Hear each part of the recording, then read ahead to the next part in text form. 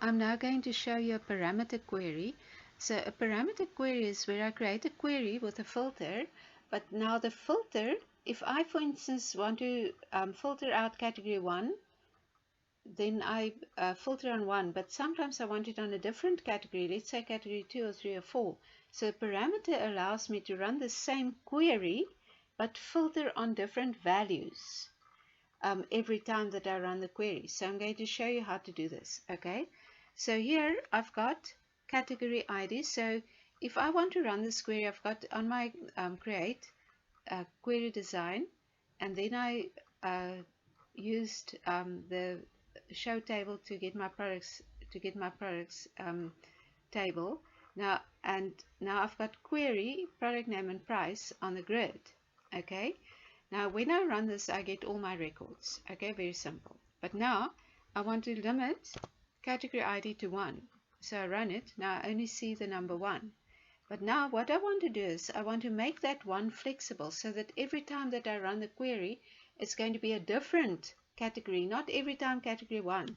So I'm going to go square bracket, and I create an open and close square bracket, and inside the open and close square bracket I'm going to guide my end user. So when the query runs, the computer will ask a question to the user to say what to enter. So the computer must tell me that I must enter a category number. So I'm going to type the category number. Okay, so I'm going to, in fact, I'm going to make it more user friendly. I'm going to say there, enter a category number, but I'm going to expand this field so you can see it. So I've said enter a category number, and I put that question in square brackets. So that question the computer will ask me. Now when I run, click run, oh look, the computer has asked me a question, enter a category number. I must do that, must I? Okay, press the number 3, and now I see all the categories 3. So let's go back to design view and run it again. Okay, enter a category number. Okay, let's do number 1. Okay, and can you see, every time that I run, the computer asks me which category must he look for. And that is how you make a parameter. I put the question in the column, in the criterion row, in square brackets. But now I can do more flexible. I can say bigger than. Enter. Okay, I can say, I can make a question, categories bigger than, and I do a question. Now I've got a bigger than, so bigger than sign there. So my question says categories bigger than. Okay, so now I'm going to type 3. Okay, so let's say categories bigger than 3. Now I'll get 4, 5, 6, 7, and 8. You see? Okay, so let's run it again. Categories bigger than 7. So it gets 8 because there's only one bigger than 8. Okay, now I'm going to show you I can do there a bigger than. I can do bigger and equals. I can do a smaller than. I can do a smaller and equals. If it's a equals, I don't have to do any. I just put the square brackets, and not again is the exclamation. So if I run and I say, okay, so I put the not in front of my category name. So, but that doesn't work. Sorry about that. Okay, I'm not going to redo this for that. Okay, so you can't do a not. Okay, so let's do now a between. So I do between square bracket and square bracket. Okay, and now I'm going to say start, and I'm going to say in. So of course in your square brackets you must make it as user friendly as possible, because those words will appear and people must know what to enter. So if I see start, okay, that must be clear what to type. So I'm going to type a 4. That's my category 4. And now end 5, I'll see categories 4 and 5. You see, that's a between. It's a between parameter.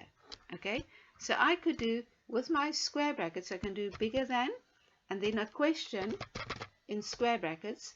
I can do bigger than, I can do smaller than, bigger and equals, and smaller and equals, or I can just leave it out to just do an equals. Right, but now I'm going to show you. I'm going to say here category category start number. Okay, and then I'll just put that here, category end number. Okay, so I'm keeping that between on this column. Okay, but now I'm going to also say to the computer that I want to filter on product name. Okay, so the category number is an integer, it's a number field. Now product name is different because the product name is not a number, it is strings, and I'm going to show you how to work with strings. Now firstly, I can go Chang. So in other words, I specify equals. The product name must be exactly Chang. I've got it in another row, so I'll get the categories between those two numbers as well as the Chang. So if the Chang is not in that category, I will also get it because it's an OR query. Now I'm going to run this query. Oh dear, I'm going to say here, which product? Okay, and that is my question, and I'm going to, in answer to that question, I'm going to type Chang.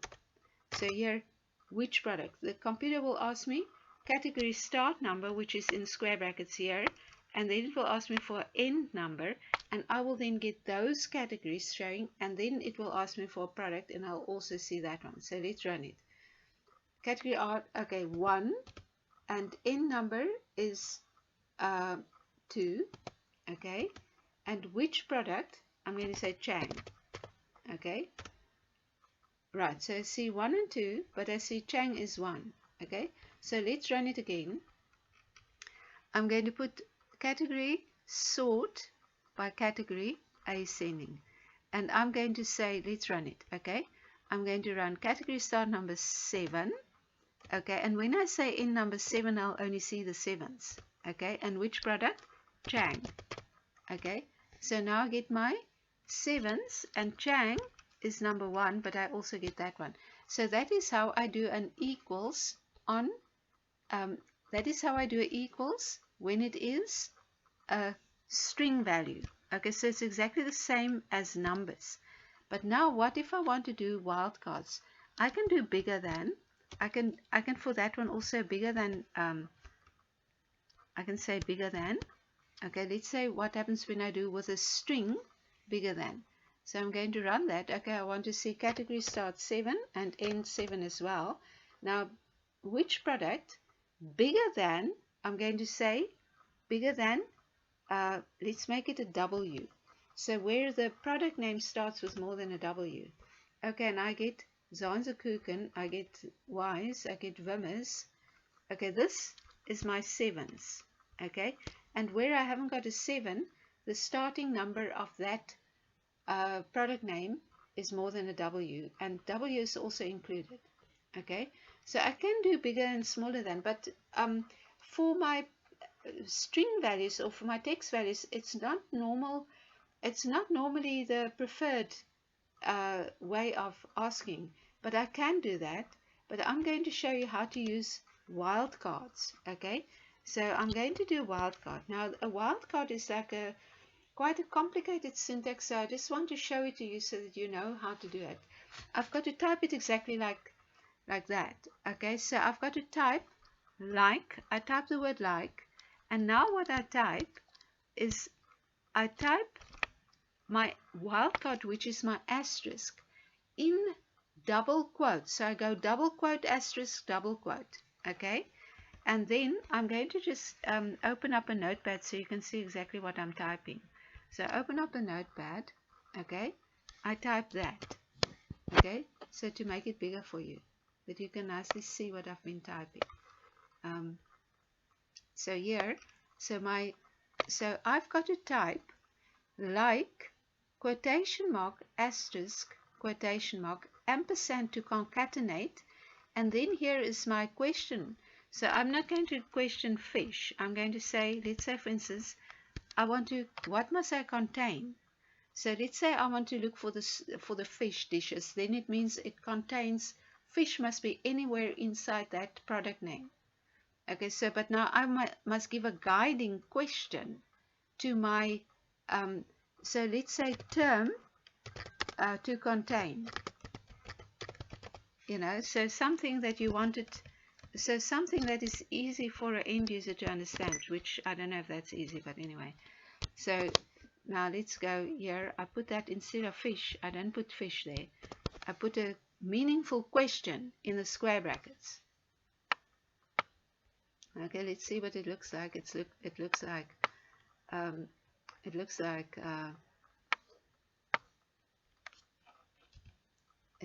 that.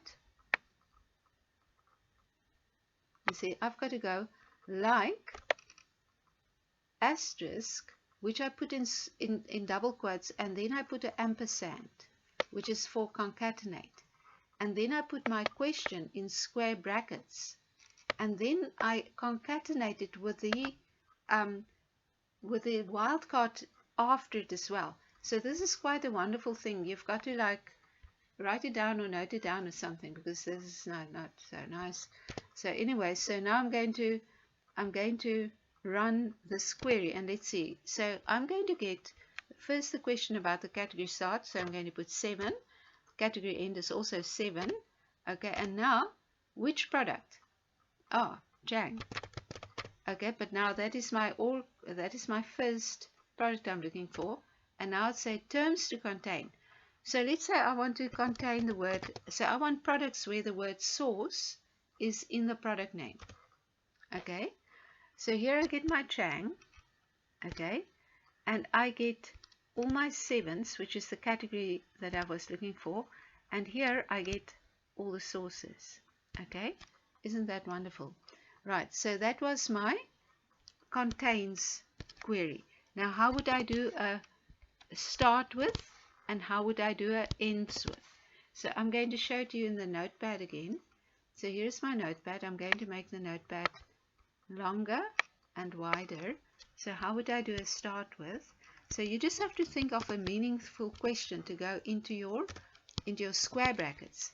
Now if I want to say start with, then I've got to take out, because now the term to start with, and then I put my square bracket, and then I concatenate it with a wildcard at the end.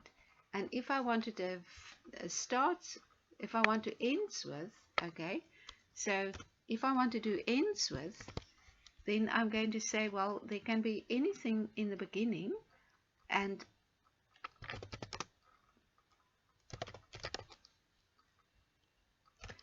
after that term that I specify, I can't have any other values.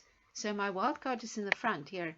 Anything followed by exactly this, whatever is going to be entered. Okay, and the start with means it must start with whatever is entered here, and then followed by any value after that. So that is how I do my wildcards. Okay, so I'm going to just change these ones here as well. So I first want to start with a particular one. So let's say all the products where the first values are S or something. Okay, start with, okay, and then terms to end with, okay, but now ends with mean I can't have any wildcard at the end, because the last thing must be this term that I enter, and starts with mean my question is at the beginning followed by the asterisk. Okay, so I've got quite a lot going on here. First it will select the category, then it's going to select the exact product, and then a term to contain, and then a term to start with, and then a term to end with. Okay, so now let's run it. So here are my categories, category 7 and 7. So I'm going to get category 7. I asked for specifically my Chang product, okay, and now term to contain. So I want to contain the word source, so I'll get every product where the word source is in that product name. And now starts with, okay, so let's say I want all the products where the first letter of the product is U, okay, so for uncle, whatever, U, and now ends with, okay, let's say the term must end with apples. Okay, so let's run it. Okay, so I get my Chang, which I asked for. I get the sources, which I asked for in the contains.